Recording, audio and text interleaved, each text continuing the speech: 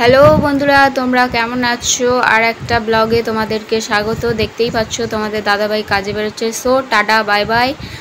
তো আমার একটুখানি কাজ ছিল, তো কাজটা সেরে আমি ব্রাশটা করছি। দেখতে পাচ্ছ রূপমকে আর মাকে। তো চলো। তো রূপমকে মা গান শোনাচ্ছে, দেখতেই পাচ্ছ। আর রূপমের মুড খুব একটা ভালো না, আর ঘুমাচ্ছেও না, এমনি কান্না করছে। শরীরটা আসলে ভালো না। তো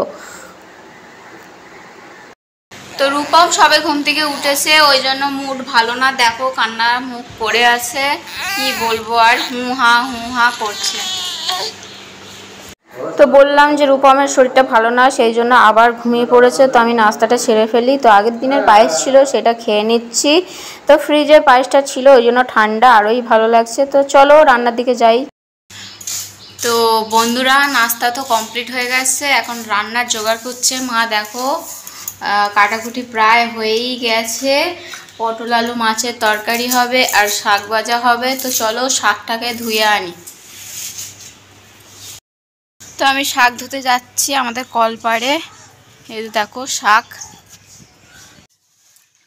তো শাকগুলো ধুয়ে নিচ্ছি, কারণ অনেক কাদা, আর ভালো করে না ধুলে হবে না।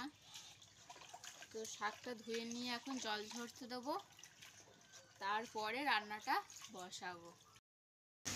তো রান্নাটা আমি শুরু করে দিই। রান্নাটা তাড়াতাড়ি না করলে আবার ছেলেকে চান করাতে হবে, আমাকে নিজেকেও ফ্রেশ হতে হবে। তো চলো তাড়াতাড়ি রান্নাটা করে নিই। গ্যাসটা অন করে দিই। তো ততক্ষণ কড়াটা গরম হোক। সো চলো মাছে তাহলে হলুদ নুন দুটো মাখিয়ে নিই। তো কে কিরমভাবে মাখায় আমি জানি না, আমি তো বাটিটা নাড়িয়ে নাড়িয়ে মাখাই। তো চলো দেখো কিরম করে মাখাচ্ছি।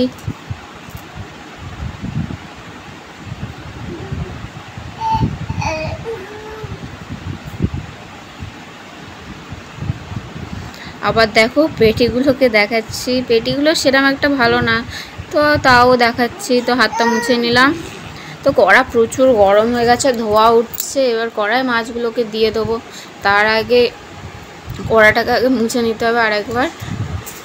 আর এখন তেলটা দিয়ে দিতে হবে, তেল না দিলে হয়। তেলটা আগে দিয়ে দিলাম।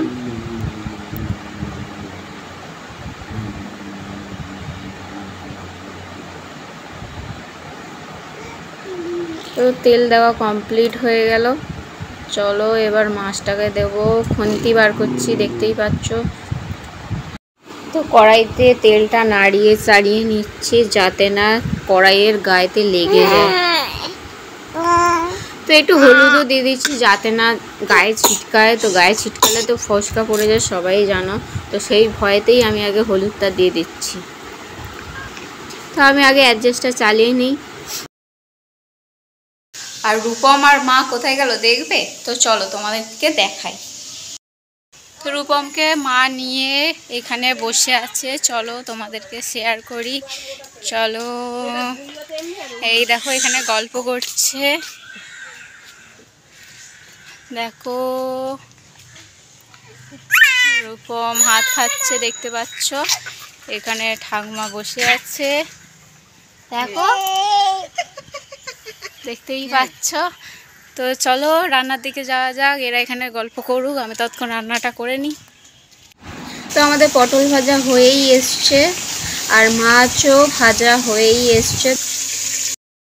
তো রান্না শুরু হয়ে গিয়েছে। এবার রান্না করার পর স্নান করে নেব, রূপমকে স্নান করাবো, তারপরে আবার দেখা হবে।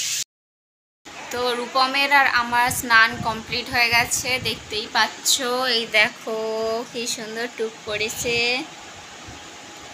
দেখো। এবার আমরা খাওয়া দাওয়াটা সেরে নেবো এবং রূপমকে খাইয়ে দেবো, তারপর আবার দেখা হবে।